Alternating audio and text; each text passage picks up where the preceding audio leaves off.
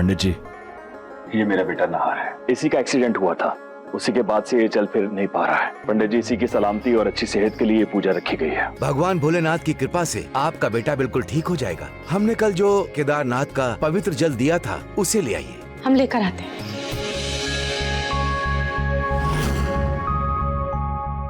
ये कोई आम जल नहीं है, ये जल बड़ा ही पवित्र और बड़ा ही शक्तिशाली है।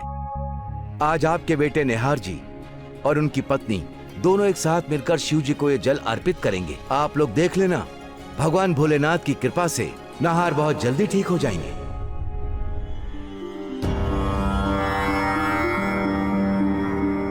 भोलेनाथ, आप तो अंतर्यामी हैं, सब जानते हैं कि निहार जी की पत्नी मैं हूँ। अब आप ही कोई चमत्कार कीजिए कि मैं और निहार जी ये जल आपको अर्पित करें। अगर निहार के साथ मिलकर जल चढ़ाया और निहार ठीक हो गया तो? नहीं, मैं कोई रिस्क नहीं ले सकती। अब जैसे ही जल चढ़ाने की बारी आएगी, मैं लोटा निहार के हाथ में ही छोड़ दूंगी और उसका सारा इल्जाम निहार पे डाल दूंगी। मेरे होते हुए निहार कभी ठीक नहीं होगा। पति पत्नी आगे आइए। रूली, जाओ। जी।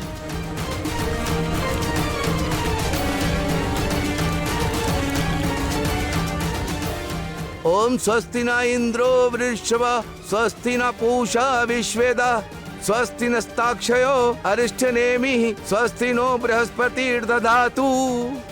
ये लीजिए। अब आप ओम नमः शिवाय जपते हुए ये जल शिवलिंग पर अर्पित कीजिए। जी।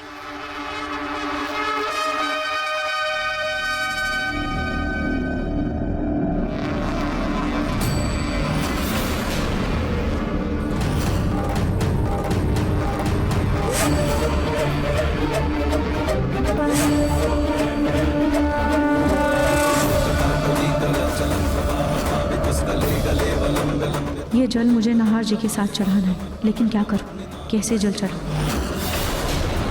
निहार जी, बस ऐसे ही लोटा पकड़े रहिएगा, छोड़िएगा नहीं।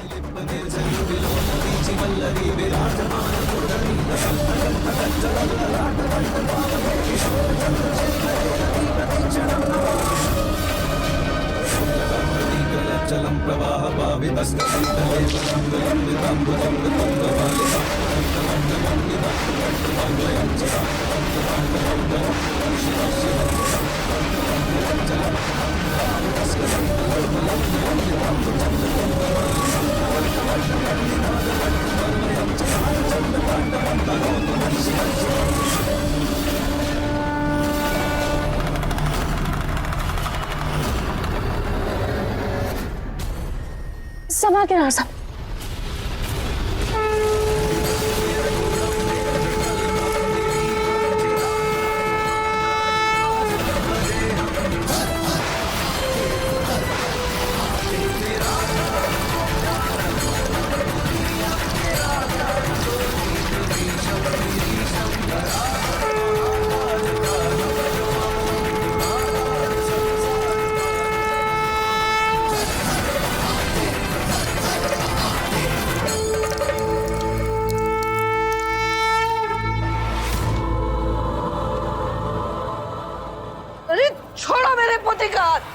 क्या कर रही हो ये तुम? सटिया गई हो क्या? दिमाग खराब हो गया है तुम्हारा? अरे क्या आनंद कर दिया तुमने? मेरे पोते के साथ तुमने शिव जी का जल अभिषेक कर दिया। माफी बड़ी माफी। वो हम सोचे कि अगर लोटा गिर जाएगा तो जल का अपमान होगा, इसीलिए हम तो बस उस लोटा को संभाल रहे थे, लेकिन गलती से हमसे शिव जी पर जल चढ़ गया। तुम जानती नहीं हो, ये शिव जी का जल अभिषेक निहार की पत्नी के हाथों होना था, ना कि किसी गैर बुढ़िया के हाथों। और निहार की पत्नी सिर्फ रोली है और ये हक उसी का है। अरे माता जी, निहार की पत्नी का लोटे पर स्पर्श ही काफी था, फिर भी इन माता जी के कारण ये जल शिवलिंग पे चढ़ गया। नहीं तो ये लोटा गिरने के बाद अगर जल नीचे गिरता तो इसका तो बहुत बड़ा अपशगुन हो जाता। लेकिन पंडित जी। हाँ दादी, मासी जी ने लोटा गिरने से संभाल लिया और अपशगुन होने से भी बचा लिया। अरे पर हाँ दादी, जूही भाभी ठीक कह रही है। दादी बात तो सही है। पूजा पाठ से लेकर दवाई इलाज, जिसका सहारा लेना है ले रूही, लेकिन मेरे होते हुए निहार अपने पैरों पर कभी खड़ा नहीं होगा। अब तुम खड़ी खड़ी क्या कर रही हो यहाँ पर? हाँ, जाओ नाहर को कमरे में लेकर जाओ।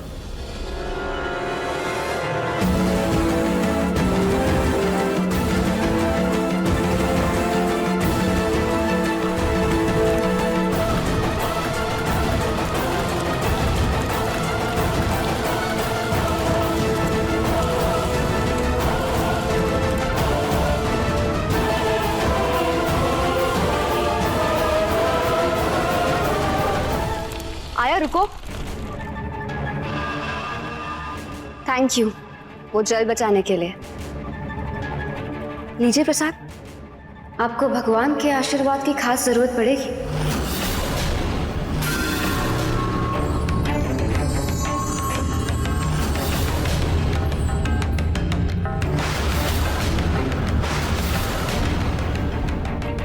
अब मैडम जी, ये आपके हाथ में चोट कैसे लगी? अच्छा, ये चोट, ये तो मुझे मारते हुए लगी।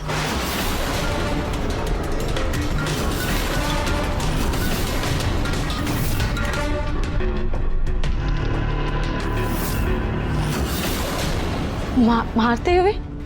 किसको मारते हुए? मारते सुनकर तुम इतना परेशान क्यों हो गई? मैं तो मच्छर मारने की बात कर रही थी। मच्छर को मारते हुए दीवार की कील पर हाथ लग गया। तुम्हें क्या लगा मैं किसी को जान से मारने की बात कर रही हूँ? खैर, तुम नाहर जी को रूम में लेकर जाओ और उनकी अच्छे से सेवा करना।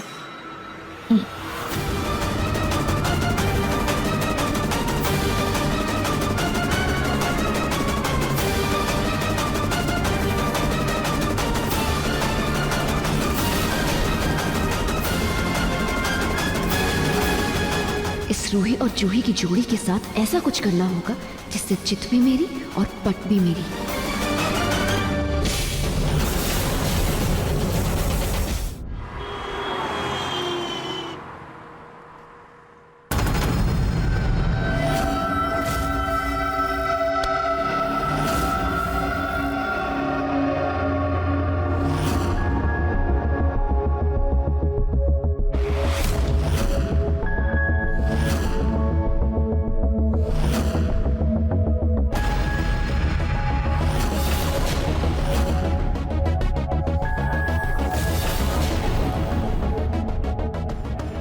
अरे बा, आज न्यूज़पेपर सीधा घर की चौखट पे गिरा है। नहीं तो कभी गमले में, कभी पानी के टंकी में गिरता है।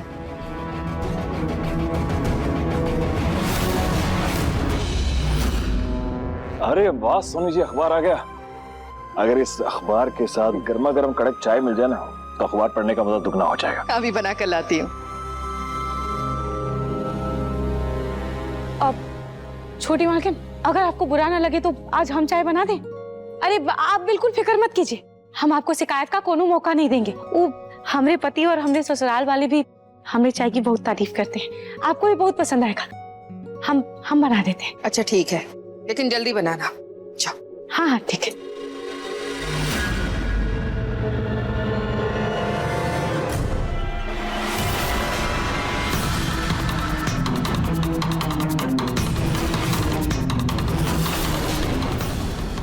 ये पैम्पलेट तो किसी के देखने से पहले ही नीचे गिर गया। कहीं मेरा प्लान फेल ना हो जाए। अब क्या करूं?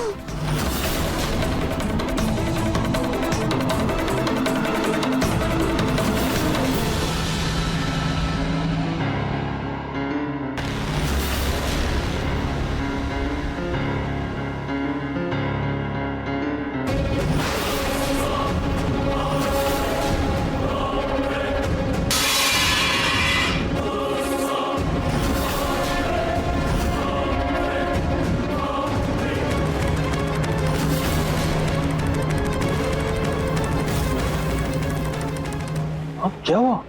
ऐसा क्या देख लिया, इतना घबरा गई आप?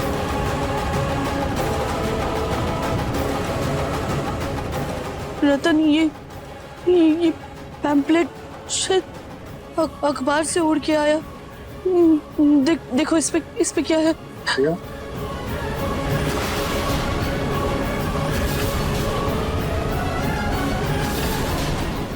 देखिए मन सुंदर के लेटेस्ट एपिसोड्स कभी भी कहीं भी। अभी सब्सक्राइब करें दंगल प्ले ऐप।